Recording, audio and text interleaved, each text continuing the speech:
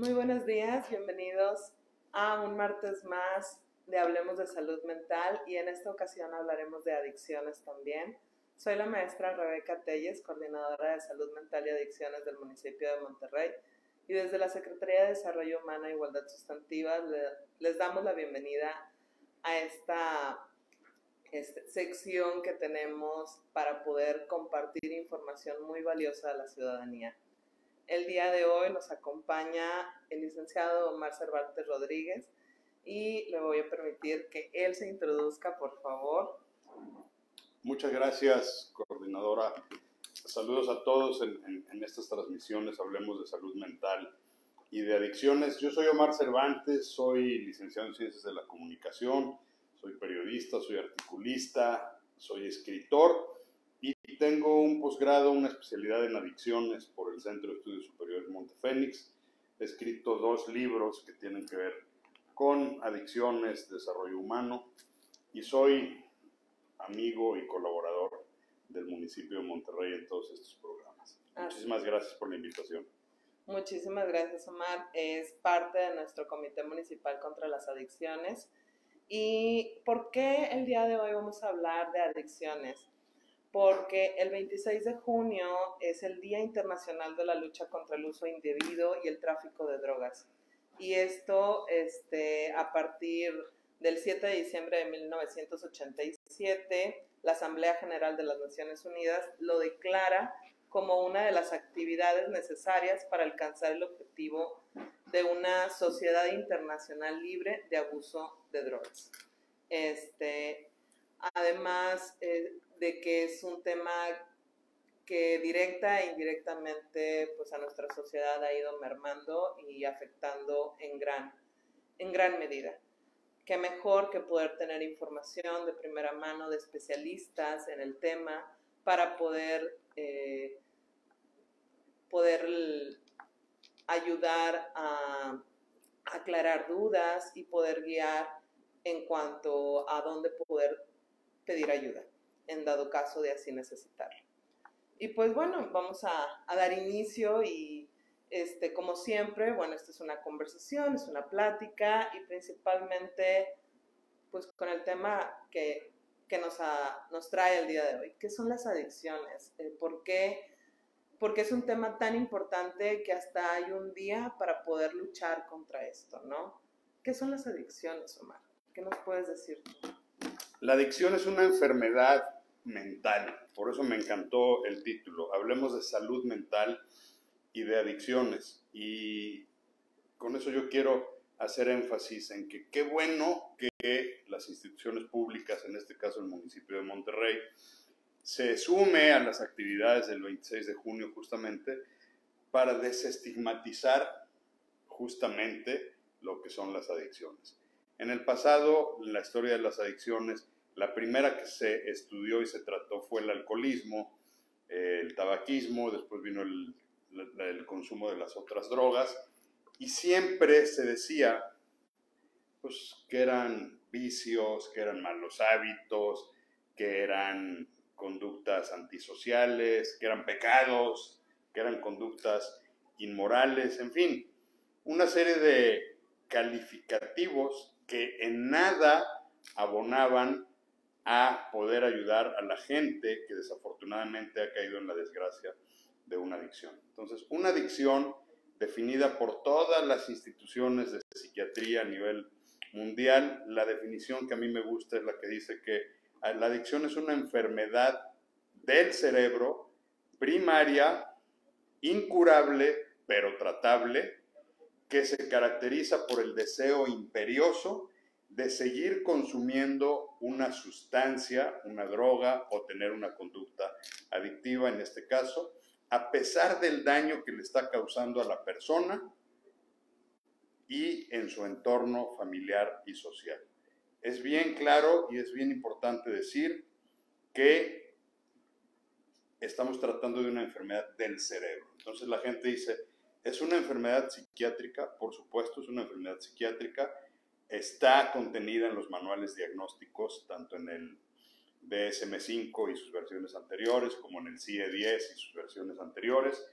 Y como tal, Tiene diagnóstico, tiene tratamiento, tiene ruta terapéutica y tiene solución. Entonces, efectivamente, lo decías tú en la introducción, esta jornada del próximo lunes 26 que la ONU crea para visibilizar el combate al consumo y la distribución ilícita de drogas. ¿Y por qué hablamos de ilícito? Pues porque hay dos drogas comunes, legales, en México, como son el tabaco y como es el alcohol, que ya gran daño nos hacen en las políticas de salud pública, tú lo sabes, Claro. Y está en el debate público hoy la despenalización ya con el criterio de la Corte del uso de la marihuana, que en muy poco tiempo sin duda será un tema que habrá de ser regulado legislativamente. Entonces estamos hablando ya de una tercera droga que va a ser de uso común y pues tenemos que hacer algo al respecto. Claro, exactamente. Y entre estas, realmente muy interesante, sobre todo porque muchos consideran el tabaco y el alcohol como algo tan cotidiano que no le dan el calificativo de una droga, ¿no? De alguna u otra manera es algo de consumo al alcance de la mano. Entonces es muy importante ver qué tipo de adicciones existen y, y dónde entran estas, ¿no? En las legales, las ilegales, pero además de estas, ¿qué otro tipo de drogas pudiéramos estar hablando? Hablando de adicciones, hay dos tipos de adicciones generales. Adicción a sustancias, estamos hablando de drogas, y ahorita explicaremos lo que son las drogas, y adicción a conductas, que son o llamadas conductas adictivas, que ya están también en los manuales diagnósticos, como es la ludopatía, en el caso la adicción a las apuestas de azar, la adicción a los videojuegos y algunas otras conductas obsesivo-compulsivos que están en estudio. Pero en este caso, la jornada del lunes que va dirigida a sustancias, lo dijiste con mucha certeza. A ver, son dos drogas legales porque se venden públicamente en cualquier expendio, el tabaco y el alcohol. Y es bien interesante revisar las encuestas nacionales de adicciones, en donde vemos que la sustancia de inicio de consumo de los jóvenes en un promedio a los 12 años es el tabaco. Entonces, imagínate, la gente empieza, los niños, los jóvenes, por curiosidad, por lo que sea, empiezan a fumar a los 12 años y de ahí normalmente se van al alcohol y de ahí normalmente se van a otras drogas. Tú decías, el ser legales las hace normales. Yo recuerdo cuando empecé mi trabajo en redes sociales haciendo videos, yo hice un video que le denominé lo común no es normal. Es decir, que la comunidad lo haga, que la comunidad fume, que la comunidad beba, que la comunidad normalice el uso, abuso e incluso la dependencia de estas dos sustancias, no quiere decir que esté correcto. A ver, los seres humanos no necesitamos inhalar tabaco y mandarle a nuestro cerebro alguna sustancia para sentirse mejor.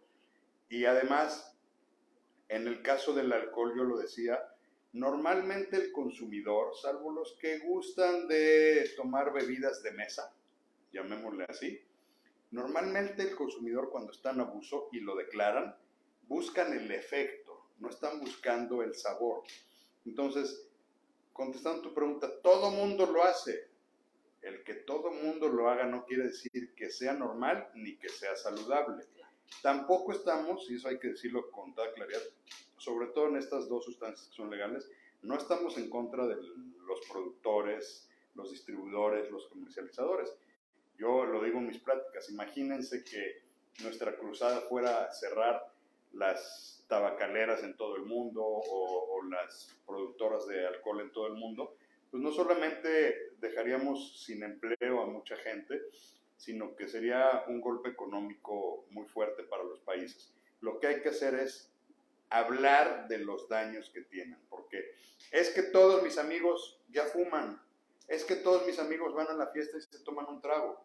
A ver, está bien, pero para que llegue ese momento, primero tiene que haber una edad, tiene que haber una circunstancia, y que eso yo felicito al municipio de Monterrey, a su alcalde Luis Donaldo Colosio, a Claudia Martínez de Salud Pública, a ti, por supuesto, en el área de adicciones, por toda la parte de prevención que están haciendo. Es decir, no le podemos decir a los jóvenes, no fumes, no tomes, pero sí podemos ir a hablar a las escuelas, a los diversos escenarios, a decirles los riesgos del abuso que causa el uso de esta sustancia que todo mundo usa. Y luego ahora también los vapeadores, cómo se introducen también a esta sustitución del tabaco. Acabamos de concluir la jornada también por el 31 de mayo, que es el Día Mundial Sin Tabaco, haciendo concientización acerca de esta droga legal, incluyendo los vapeadores también, que ahora no están regularizados y tienen sustancias que dañan a otro nivel también. Entonces se van introduciendo más drogas legales, digámoslo de alguna forma, que aún y que están prohibidas, están al acceso de la mano de cualquier persona y de los adolescentes, hoy por hoy.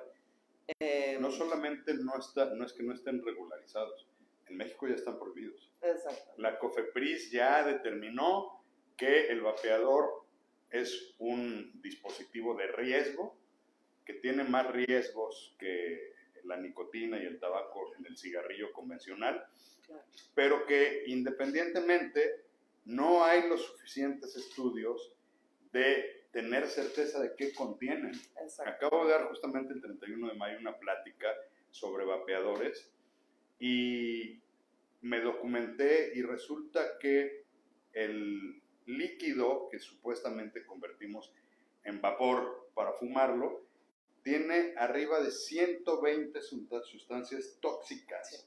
O sea, sí tiene nicotina, sí tiene lo que trae el cigarrillo normal, pero tiene arriba de 100 sustancias tóxicas, en algunos casos venenos de rata, alcohol, glicerina, sustancias que la gente empezó a usar el vapeador. Yo recuerdo, me confieso, en la década de los 2000 cambié el cigarro por el vapeador, no sirvió de nada, porque no sirve de nada, no es un método para dejar de fumar, pero yo lo cambié pensando en que le voy a bajar. Sí. Y la conclusión a la que se han llegado los estudios, y yo tengo mi testimonio personal, es no le bajas, al contrario, aumentas, porque en aquel entonces usaba el vapeador en lugares cerrados y en lugares abiertos usaba el cigarro.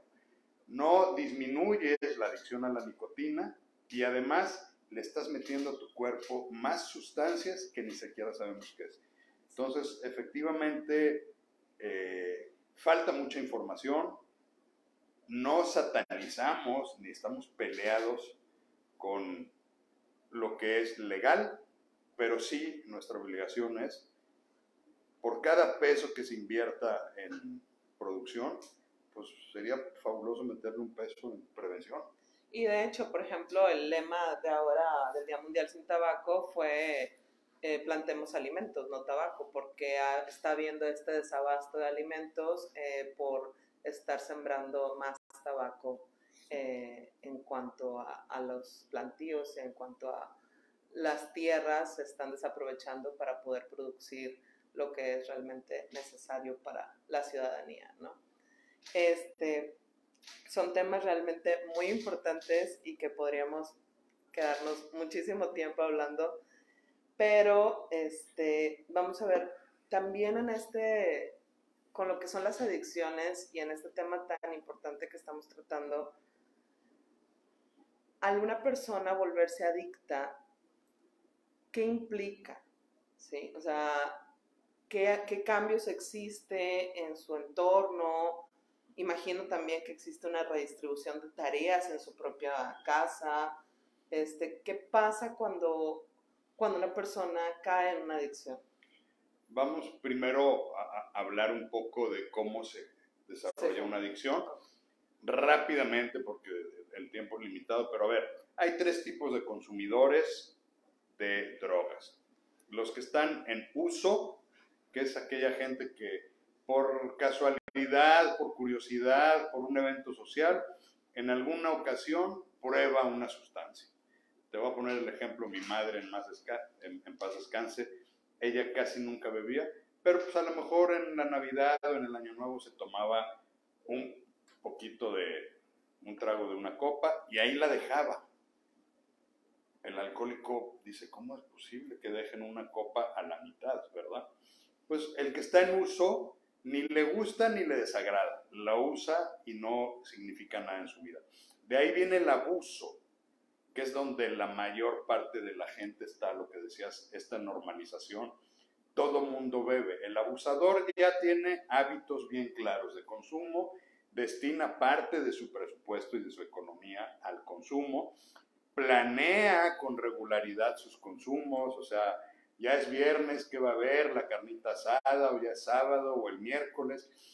Le invierte mucha energía, dinero y tiempo a su consumo, le gusta y ya tiene periodicidad.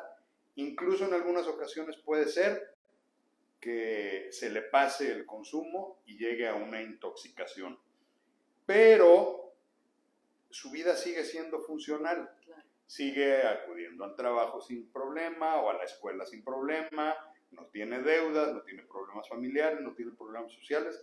Es más, es esta gente que de repente dice, ya, me voy a poner a hacer ejercicio, me voy a poner a dieta, y ellos solos dejan de consumir y al rato vuelven a consumir.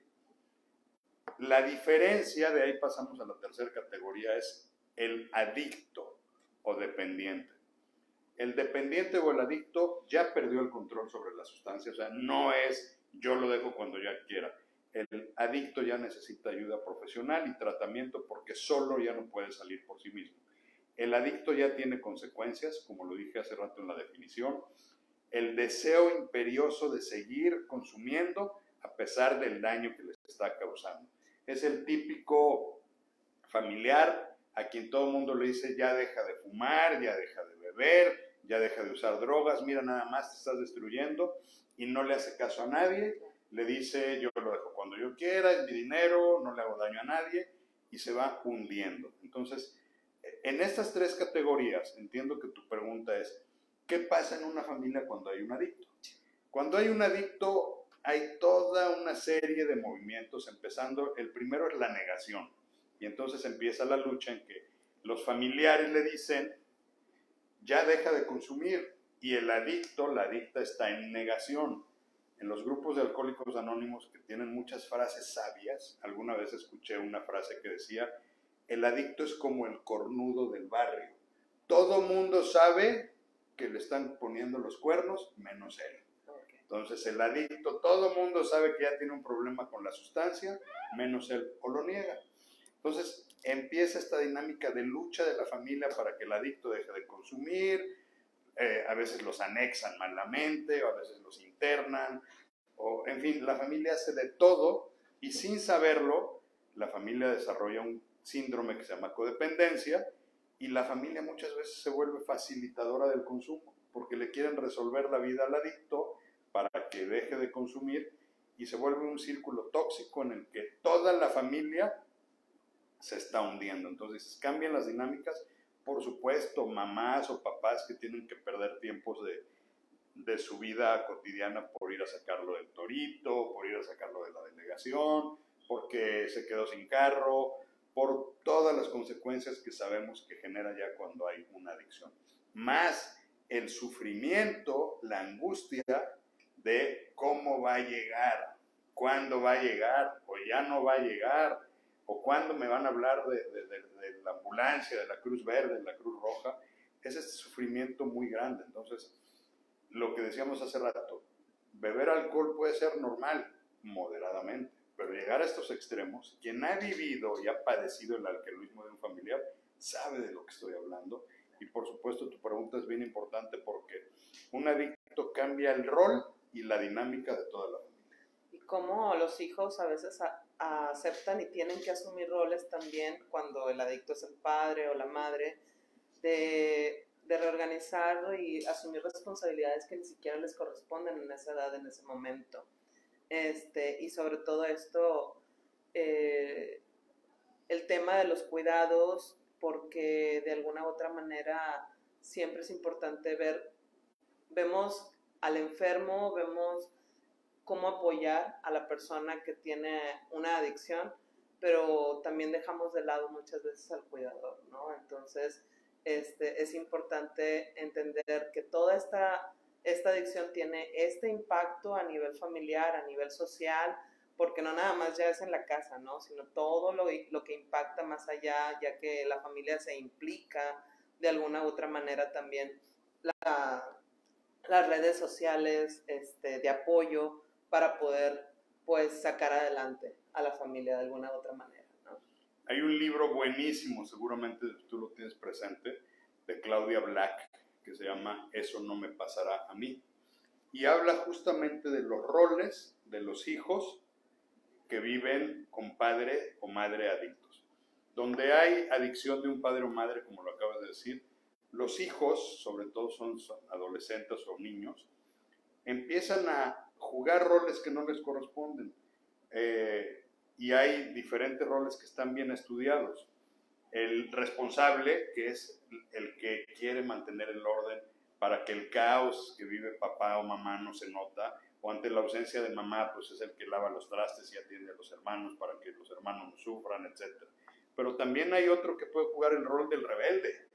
Y entonces yo estoy enojado y resentido porque la vida me puso estos padres que yo no pedí y están en una enfermedad que yo no entiendo y se vuelven en la rebeldía y muchas veces el rebelde termina repitiendo el patrón y entonces estamos creando generaciones que desarrollan la enfermedad de una generación a la otra.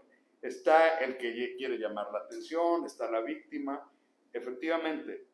Y estos niños requieren información, atención, prevención y por supuesto entender que están lidiando con la enfermedad de papá o mamá, porque el problema, además del grave sufrimiento que tienen, pero vamos a suponer que son chavos, niños resilientes, esto genera un síndrome que se destapa por ahí de los 23 o 24 años, que está estudiado, se llama hijos adultos de adictos.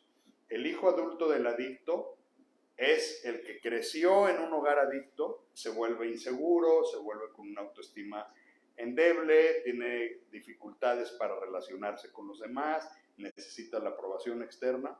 Entonces, cuando sale al mundo real, 23 años más o menos, de la universidad, cuando ya está en el trabajo, cuando se empieza a relacionar con parejas, le cuesta mucho trabajo tener relaciones funcionales en el trabajo, con la pareja, en lo social, porque creció y desarrolló este síndrome del hijo adulto del alcohólico adicto inconscientemente.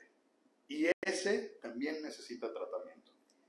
Sí, de hecho, pues ahora sí el impacto es tal que la terapia familiar es base para poder sacar adelante tanto al adicto como a la familia.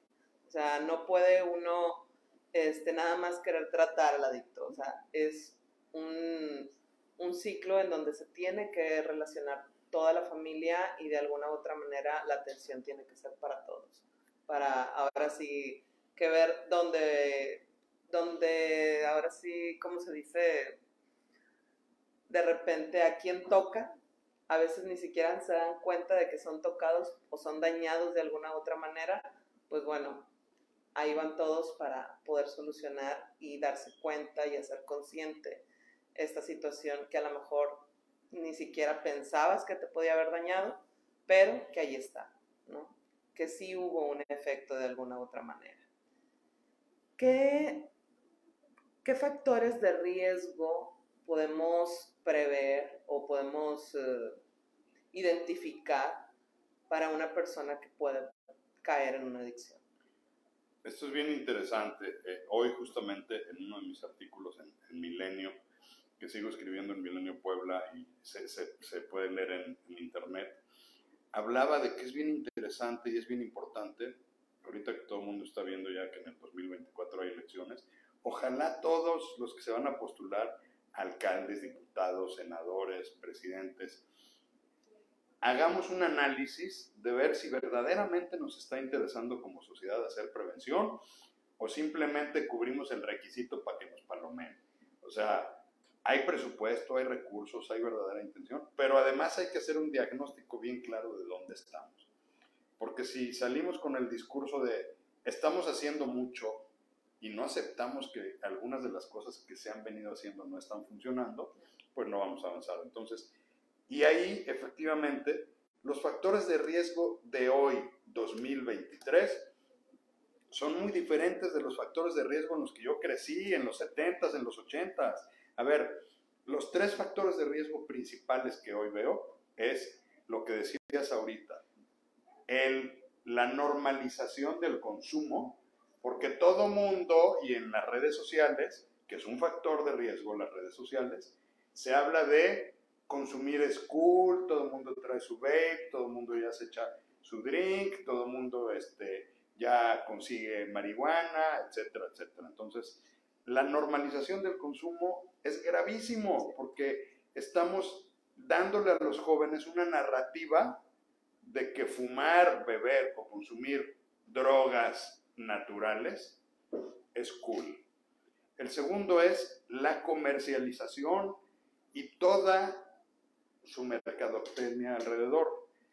Porque fíjate, el lunes el título es Combate contra la venta ilícita y el consumo de drogas.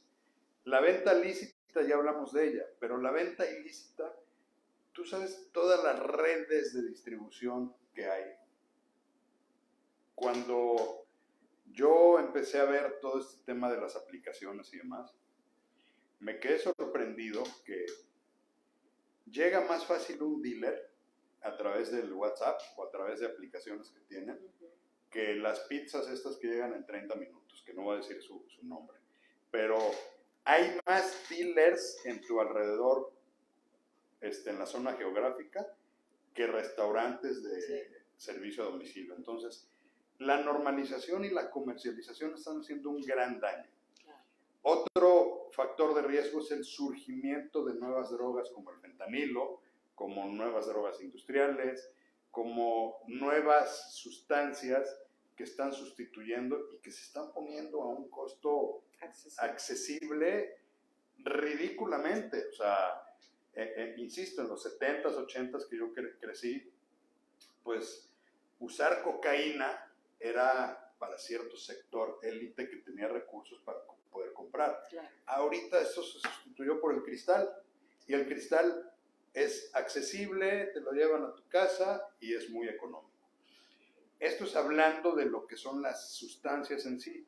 Obviamente los factores de riesgo, que yo siempre hago mucho énfasis en esto, es una mala comunicación en la familia. Si la familia no se comunica, si entre los miembros de la familia no tenemos certeza de qué somos, qué nos duele, qué nos interesa, qué nos gusta, si papá y mamá no conocen a sus hijos, lo cual la gente podría decir, ¿cómo crees? Eso no existe.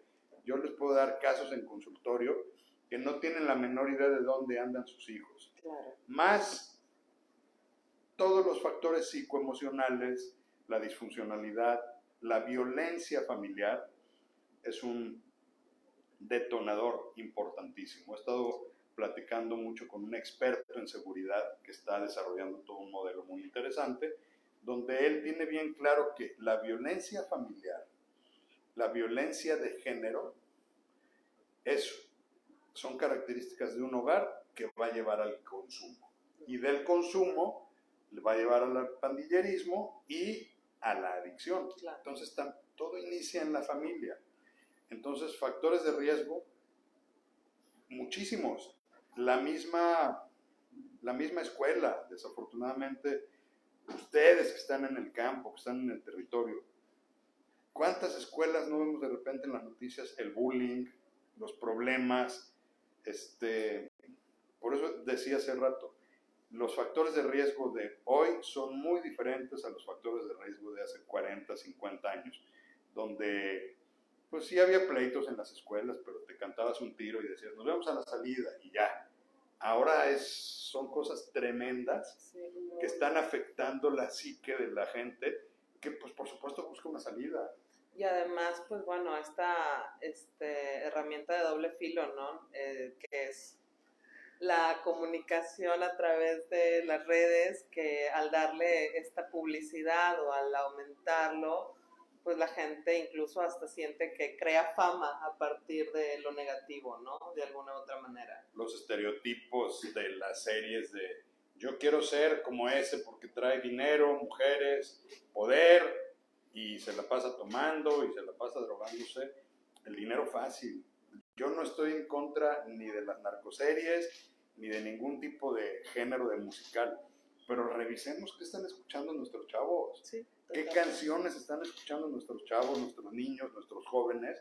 ¿Qué están viendo? Y como tú dices, ¿quiénes son sus héroes? ¿Quiénes son sus estereotipos? Claro. Yo quiero ser, no voy a quemar raza aquí en público, porque luego vienen aquí a los festivales, pero hay gente que yo como papá, yo no quisiera que alguno de mis hijos me dijera yo quiero ser como él. Claro. Entonces, está delicado. Así es. Ya que hay una adicción, ¿cómo podemos abordarlo? ¿Cómo podemos acercarnos a una persona que no acepta que tiene un problema? ¿Cómo podemos tratar de guiarlo? Fíjate, ¿qué le pudieras recomendar a la familia? Tú dijiste hace rato algo que me gustó, porque donde yo estudié mi especialidad en adicciones, el modelo es justamente el modelo sistémico familiar. La adicción se trata como una enfermedad de la familia.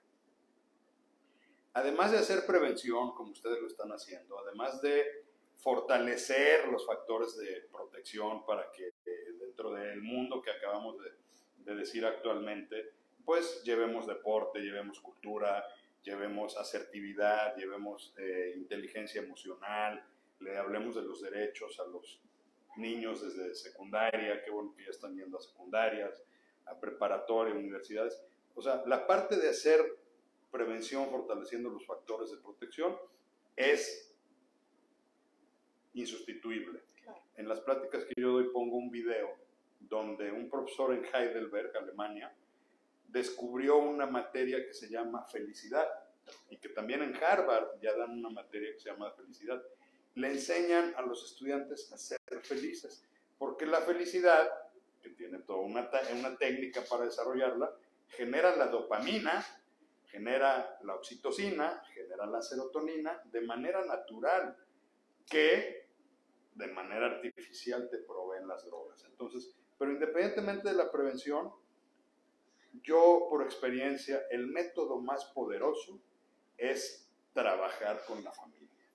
¿Por qué? Porque la familia a veces por ignorancia, por falta de información, por impotencia, por frustración o porque ya hay una desesperación enorme, empiezan a tomar decisiones equivocadas, como que me hablan a mí y me dicen, ¿dónde puedo anexar a mi hija o a mi hijo? A ver, espérenme. Primero, yo no estoy a favor de los anexos son ilegales. Segundo, ya lo evaluaron para determinar que es aspirante a un modelo residencial. 3, o solamente se está quitando el problema porque ya no lo quieren tener en casa. Entonces, o luego dicen, es que ya le ayudé y le presté dinero, y pues es que ya no le preste dinero. Entonces lo que hay que hacer es trabajar con la familia, explicarle a la familia qué es la enfermedad de la adicción, darle a la familia todas las herramientas que tiene, sugerirle a la familia que vaya a un grupo de 12 pasos, Al-Anon, Nar-Anon o todos los grupos de familias anónimas, porque ahí van a entender y van a convivir con otros familiares que padecen lo mismo.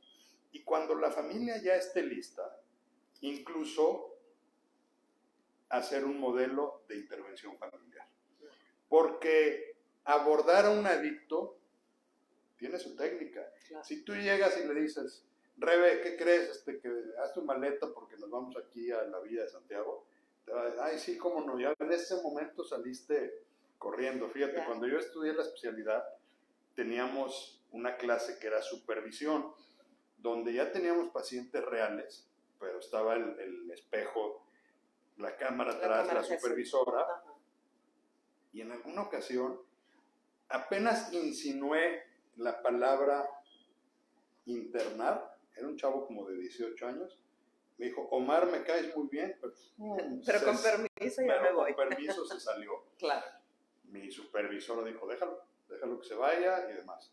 Entonces, tiene el timing, el qué, el para qué, el quién tiene que abordar, tiene una metodología, porque además si llega el papá, que es el que tiene peor relación con la persona, claro. Entonces hay que suavizarlo y hay que convencerlo que es por su bien y que además la familia ya tiene que poner un límite y decir, te vamos a ayudar, pero esta es la última. Porque realmente eso sí es bien triste, que las familias no saben qué hacer y qué bueno que lo mencionas, no es el tema del 26, pero creo que debemos trabajar muy fuerte con las familias. Yo muchas veces les digo, cuando vamos a las escuelas, a las empresas, a donde sea, a veces mejor llévenos con las esposas o con los hijos o con las hijas, que son los que nos pueden ayudar mucho para prevenir y que sepan qué hacer cuando tengan una situación de esta naturaleza. Y es muy importante porque al final del día las familias son las que absorben todo esto, ¿no?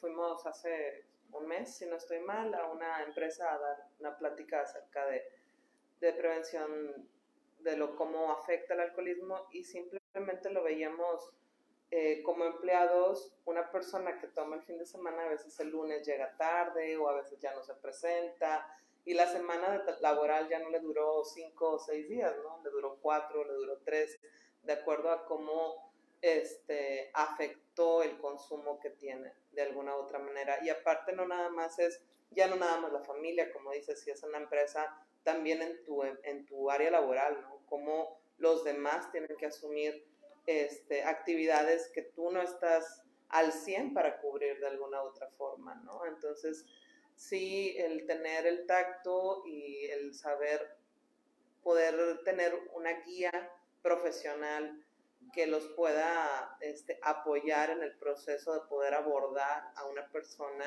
que está presentando una adicción, pues es lo mejor, ¿no? Poder acercarse a un centro de rehabilitación que tenga un psicólogo, psiquiatra, que los pueda guiar en el proceso, no necesariamente para que quede internado en una rehabilitación, sino que lo puedan hacer desde formas ambulatorias también.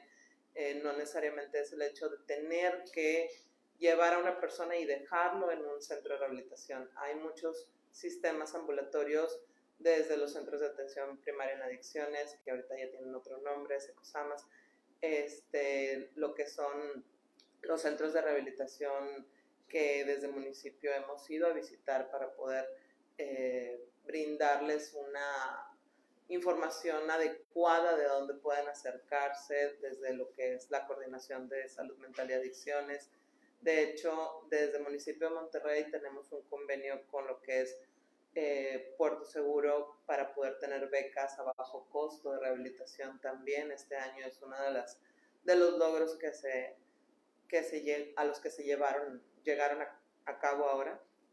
Entonces, opciones hay, lo importante es poder ir a lugares adecuados, porque a mí me han llegado información de personas de que es que fuimos a una parte en donde no nos dejan ni verlo, en donde ya adquirió una infección, en donde salió... drogas.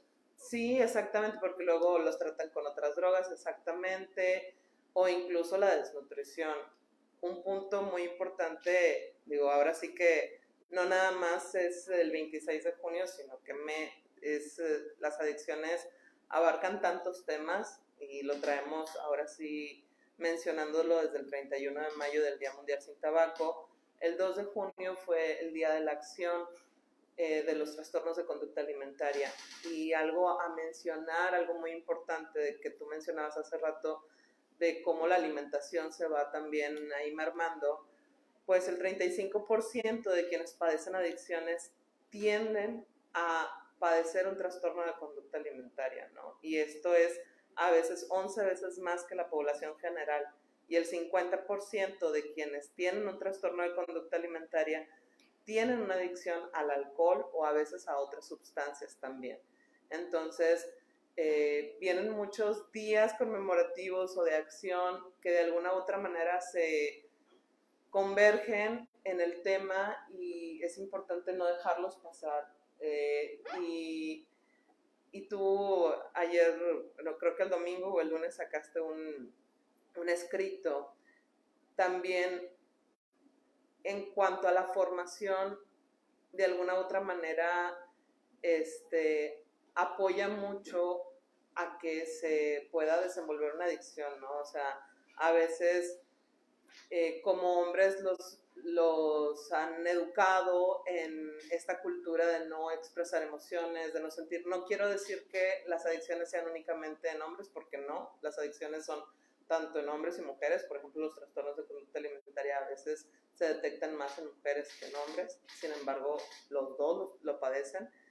Pero el hecho de cómo ir creando este trabajo de cuidados también, en aceptar el rol de ser también empáticos, amorosos, como hombres, como varones, como padres, ahora que acaba de pasar el Día del Padre, es algo que también un factor protector muy importante para ahora poder evitar lo que nuestros niños, niñas, adolescentes caigan en lo que es una adicción, ¿no? A veces será, con papá no hablo, con papá no me acerco, porque hay esa figura en donde nada más es el proveedor y no puedo platicar con él, no me puedo desenvolver, y estamos trabajando también por romper esa barrera, ¿no? De alguna u otra manera, y ese sería un factor protector muy importante, considero. Sin duda, fíjate, acabas de tocar 3 temas y por eso me encanta el nombre de tu programa, que es Salud Mental. Primero, este último que acabas de decir, que efectivamente le ponía yo de título, los papás también amamos. Y yo esto lo uso mucho en el consultorio. Tengo ahorita un paciente masculino, 20 años, grandote porque jugó fútbol americano, pero trae ahorita un tema emocional muy fuerte. Bueno, le tuve que decir lo que estás diciendo. A ver, hijo, si alguien en algún momento de tu vida te dijo que los hombres no lloramos, agarra ese dicho y tíralo a la basura. Los hombres también lloramos. Y si necesitas llorar tu duelo y secarte, trabájalo. ¿Por qué? Eso es lo que hablamos de asertividad emocional. Saber expresar nuestras emociones. Porque como bien lo decías, los trastornos de la conducta alimentaria, que por cierto se tratan muchas veces en clínicas también de adicciones, algunas, no todas, pero sí hay clínicas que lo atienden porque la causa y los síntomas son muy similares.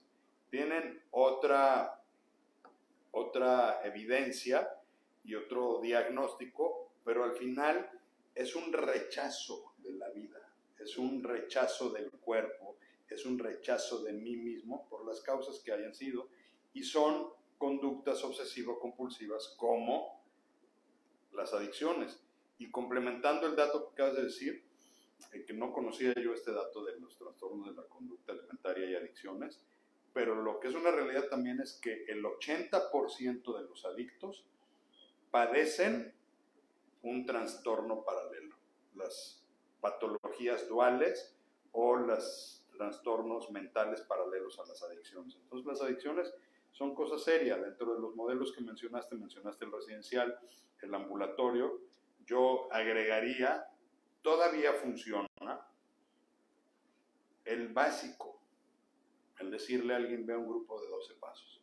Porque hay gente que te dice, yo no quiero pagar un terapeuta, no tengo, no puedo, no quiero ir a la institución, aunque ya hoy hay opciones para todos. Digo, bueno, ve a un grupo de AA. Y ahora sí que a la antigüita, hablar a un grupo de AA y decirle, oigan, vengan a echarle un café con mi familiar para que le platiquen que es AA y a ver si ustedes lo convencen de alcohólico a alcohólico, de que vayan. O sea, hay opciones. El modelo básico, que es el de los grupos de 12 pasos, el modelo ambulatorio y el modelo residencial. Pero se necesita tomar la decisión, porque a veces la familia también lo niega, a veces la familia dice, no, en mi familia nadie tiene problemas. Claro. Bueno, hay que empezar porque la familia nos sensibilicemos y lo aceptemos. Y también algo muy importante, que desde ahora los programas nacionales, pues también lo que son la reducción de daños y de riesgos de alguna u otra forma, trabaja en que no se dé este trastorno de conducta alimentaria, en que si hay una persona que tiene una adicción pueda tener una nutrición saludable para que no impacte también esta adicción de alguna u otra forma a otros niveles, ¿verdad? Entonces, opciones definitivamente hay. Lo mejor, y ahora tomábamos un curso la semana pasada en cuanto políticas para trabajar en cuanto a opciones a reducción de la prevención de adicciones y decían, pues claro, lo mejor es tratar de no consumir hasta una cierta edad ya adulta donde ya eres consciente, pero bueno, sabemos que esto es inevitable, pero sí como papás ser conscientes de que, ay, la probadita al niño o al adolescente solamente por tener la curiosidad, pues también para todo hay una edad de alguna u otra manera, ¿no? O sea, si como papás podemos evitarlo y podemos hablar y tener esta comunicación abierta principalmente y brindar esta seguridad a nuestros niños, niñas y adolescentes, a nuestras infancias, para poder que ellos se sientan en esa libertad de poder acercarse, de preguntar, de cuestionar y saber que en ellos, en la familia, en el primer núcleo, puedan encontrar esa seguridad y la certeza de que la información que les están brindando es la información correcta, ese sería lo ideal principalmente, ¿no? Pero de que hay opciones para poder tomar una adicción, tratar una adicción, definitivamente lo hay. Y bueno, desde lo que es salud, la Coordinación de Salud Mental y Adicciones, el municipio de Monterrey, la Secretaría de Desarrollo Humano e Igualdad Sustantiva, tenemos lo que son los centros de salud municipales, en donde tenemos atención psicológica y tenemos atención psiquiátrica también, en dado caso de requerir algún tipo de esta atención, y podemos guiarlos a qué centros de rehabilitación pudieran acercarse para poder tener una atención de calidad, a bajo costo y sobre todo donde puedan encontrar las herramientas necesarias para salir adelante. Eso es algo muy importante. No sé si quieres concluir con algo. Solamente felicitarles, agradecerles que nos tomen en cuenta los profesionales de la salud mental, de las adicciones, para esta gran cruzada que me consta que ustedes en Monterrey, con pocos recursos, hacen mucho. Felicitarles de verdad, reiterarles que cuentan conmigo. Hay mucho que hablar de las adicciones. Ya comentaste todos los apoyos de los centros municipales que tienen. Yo les invito a que sigan mis redes sociales, que son @la alegría de vivir en plenitud, o mi página web, que es www.laalegriadevivirsinadicciones.com, donde ahí damos mucha información de esto que estamos hablando. Hay un canal de YouTube, hay muchísima información, o busquen otros, pero infórmense, no caigan en la desinformación ni actúen por ignorancia. Hoy en día hay muchísima información al alcance. Si son de Monterrey, vengan al municipio, chequen mis páginas y pidan ayuda. Es un grito de ayuda a tiempo va a quitar muchos gritos de desesperación. Pues muchísimas gracias y encantado siempre de colaborar con ustedes. Muchas gracias, Omar. Repito, Omar es parte de nuestro Comité Municipal contra las Adicciones, desde donde estamos haciendo prevención con todos los miembros y realmente nos importa la ciudadanía y juntos y juntas nos cuidamos, juntas y juntos prevenimos.